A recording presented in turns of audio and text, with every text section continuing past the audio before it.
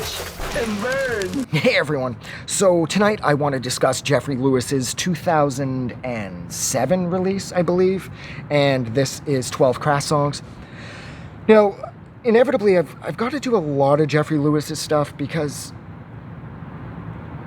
I love how so much of his music, or his lyrics, are focused on sort of emotional health, or trying to attempt to maintain and achieve emotional health and mental health.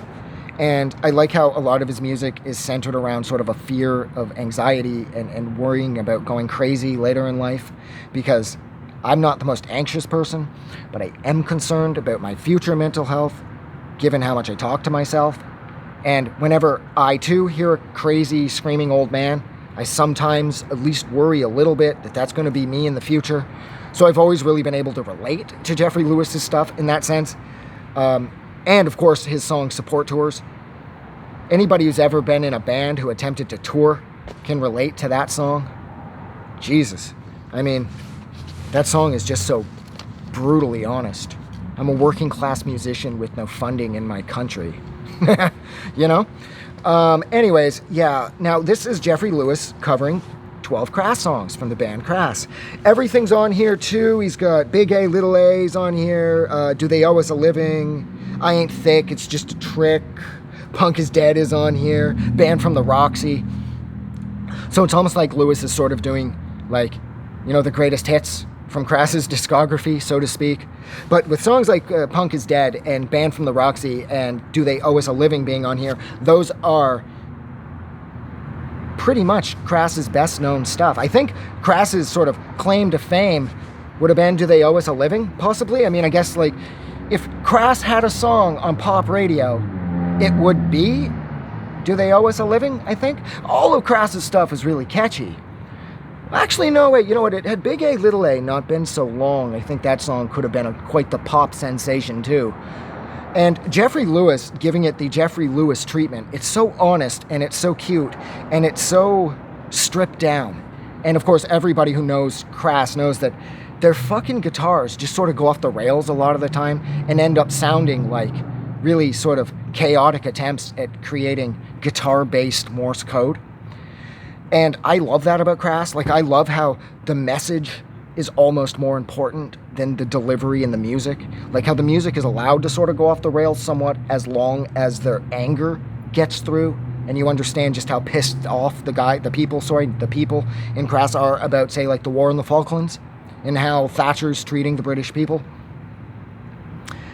But it did always seem that, especially come Yes Sir I Will, it was like the music was pushed way in the background, and their anger had sort of gotten the better of them, and Crass had sort of went off the rails completely.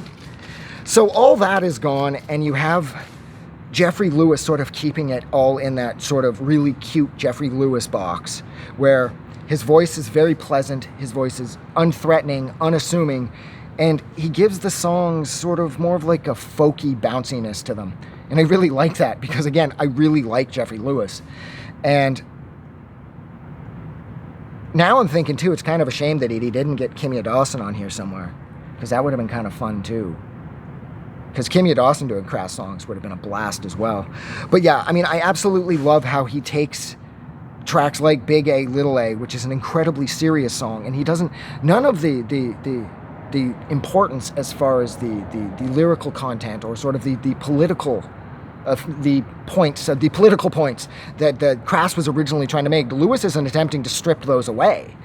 It's just with his delivery, the politics get lost in the fun. Whereas that was never an issue with Crass's stuff. The politics were always sort of equal with their bounce.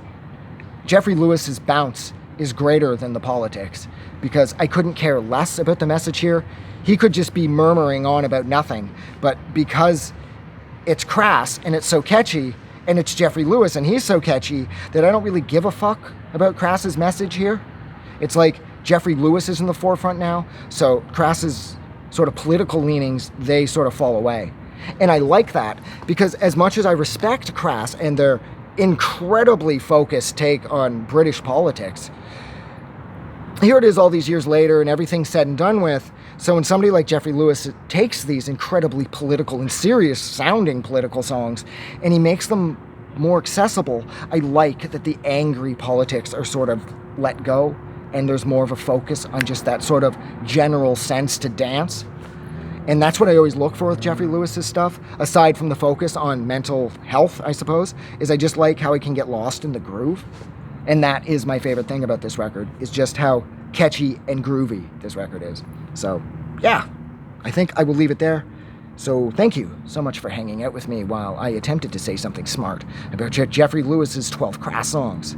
Like always, if you like this review, don't forget to do something nice for somebody. But most importantly, please don't forget that the world is actually a better place because you are in it. I'm gonna go. Have a good night.